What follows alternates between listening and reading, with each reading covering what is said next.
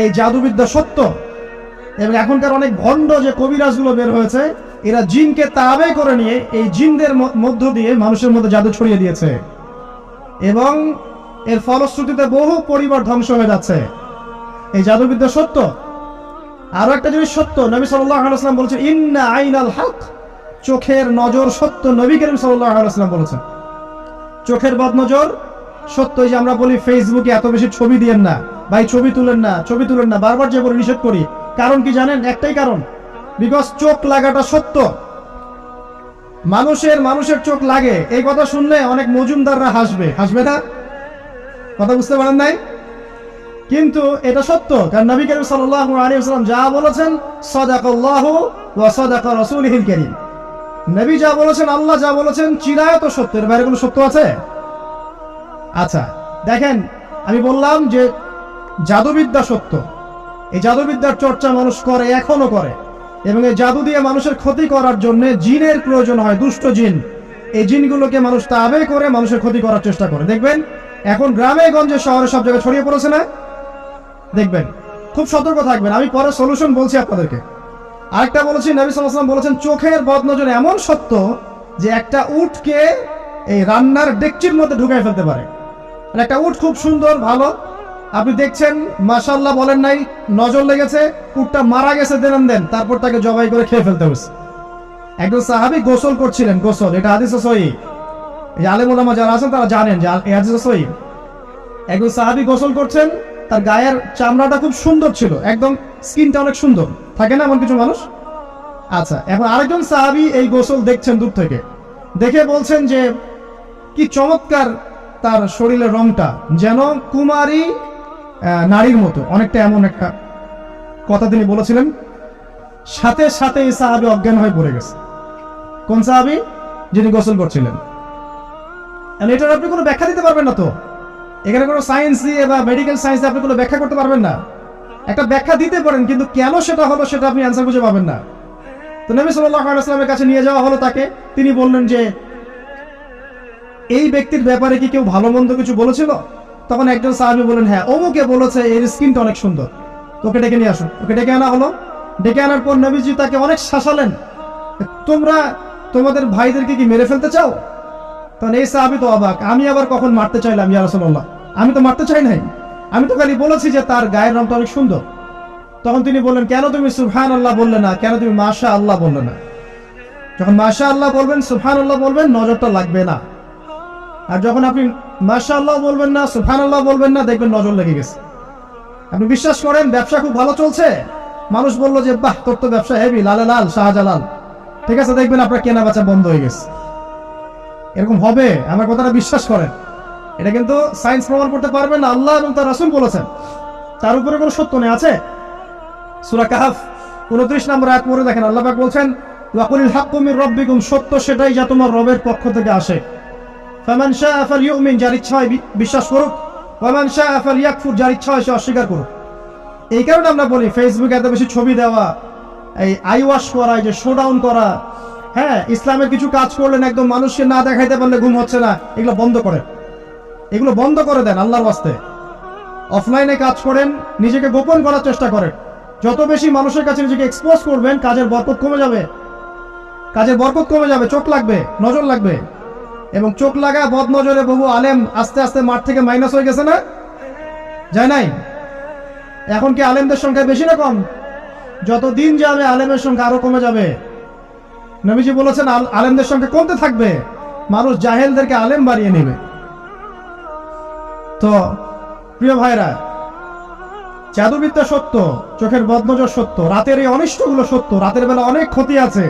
এই জন্য নবীজি বলছেন বাচ্চাদেরকে বাইরে বের করো না, এবং তোমরাও রাত যখন গভীর হবে তখন এদিক ওদিক ঘোরাফেরা করো না। দেখবেন রাত যত গভীর হয় আমাদের শহরগুলো তত জীবিত হয়, তাই না?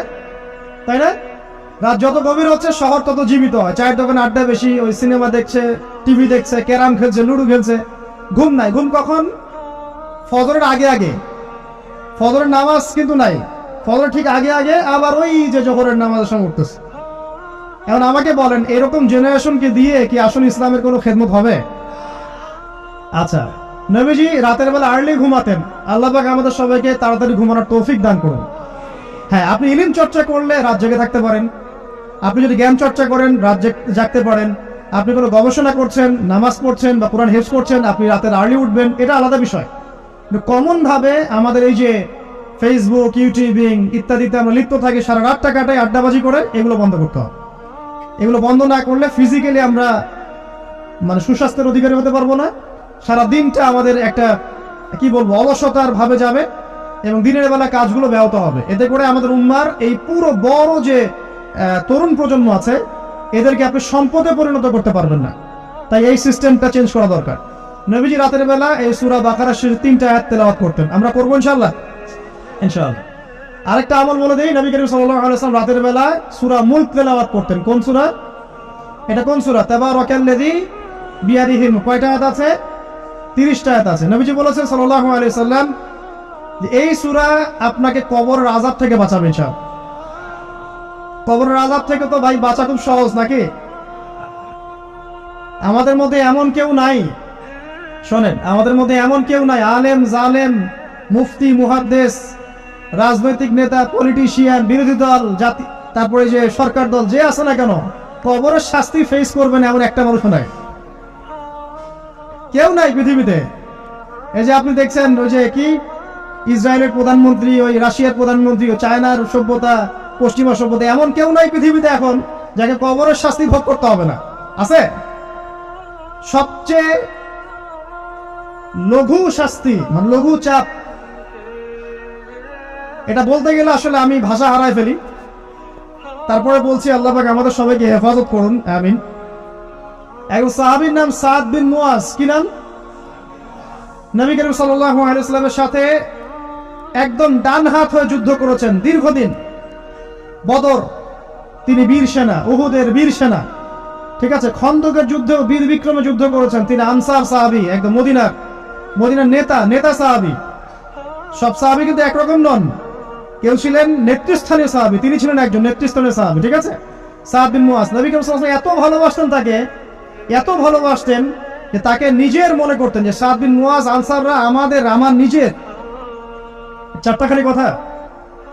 এই সাহাবীর খন্দকের যুদ্ধে এই যে হাতের এই দিকে সম্ভবত হাতের এই রগের মধ্যে একটা তীর এসে লাগে এখানে,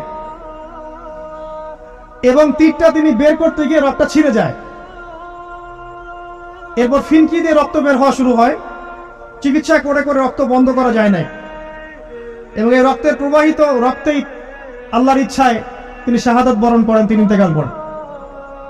নবী করিম সাল্লাল্লাহু আলাইহি ওয়াসাল্লাম প্রচন্ড ব্যথিত হন, মানে মনটা তার খুব নরম হয়ে যায় সাদ বিন মুয়াজ রাদিয়াল্লাহু আনহুর জন্য। তো এই সাহাবীর যখন জানাজার নামাজ পড়ানো হচ্ছে, নবীজি বলছেন 70,000 ফেরেশতা তার নামাজে অংশ নিয়েছে। এই সাহাবীকে যখন কবরে শোয়ানো হয়েছে, নবী করিম সাল্লাল্লাহু আলাইহি ওয়াসাল্লাম পরে জানিয়েছেন কবরের যে মৃদু চাপ, সাদ বিন মুয়াজ রাদিয়াল্লাহু আনহুর কবরেও সেই মৃদু চাপ দেওয়া হয়েছে। আমি কি বুঝাতে পারলাম ভাই? আমাদের কোনো দাম আছে এখনকার পলিটিশিয়ানদের কোনো দাম আছে? এখনকার সমাজ নেতার কোনো দাম আছে? এখনকার সুদখোরদের কোনো দাম আছে? এই ঘুষখোর দুর্নীতিবাজদের কোনো দাম আছে? আমরা যারা কাঠমোল্লা হয়ে আছি আমাদের কোনো দাম আছে? সাদ বিন মুয়াজ রাদিয়াল্লাহু আনহু যদি কবরের শাস্তি তাকে না ছাড়ে, প্রশ্নোত্তর পর্ব তাকে না ছাড়ে, আমরা পার পাবো? নবী করিম সাল্লাল্লাহু আলাইহি ওয়াসাল্লাম বলছেন সূরা মুলক তেলাওয়াত করো রাতের বেলা, ইনশাআল্লাহ সূরা মুলকের তেলাওয়াত কবরের আযাব থেকে তোমাকে বাঁচাবে। আর আমাদের তো ভাই কবরে সবাই সাথে যাবে না, গার্লফ্রেন্ড যাবে না, বাপ মা ভাই বোন সবাই যাবে না। একজন ব্যক্তি সুদ খাচ্ছে, জিজ্ঞাসা করে দেখেন কেন খায়, বলবে তার সন্তানের জন্য খায়, তার বউয়ের জন্য খায়, তার বাবা মাকে দেখতে হবে তাই খায়, তাই না? একজন ব্যক্তি ঘুষ খায়, বলবে আমার পরিবারের জন্য খাই। একজন দুর্নীতি করছে, পুকুর চুরি করছে, বলবে দুর্নীতি করছে আমার পরিবারের জন্য খাই, পরিবার ভালো থাকবে।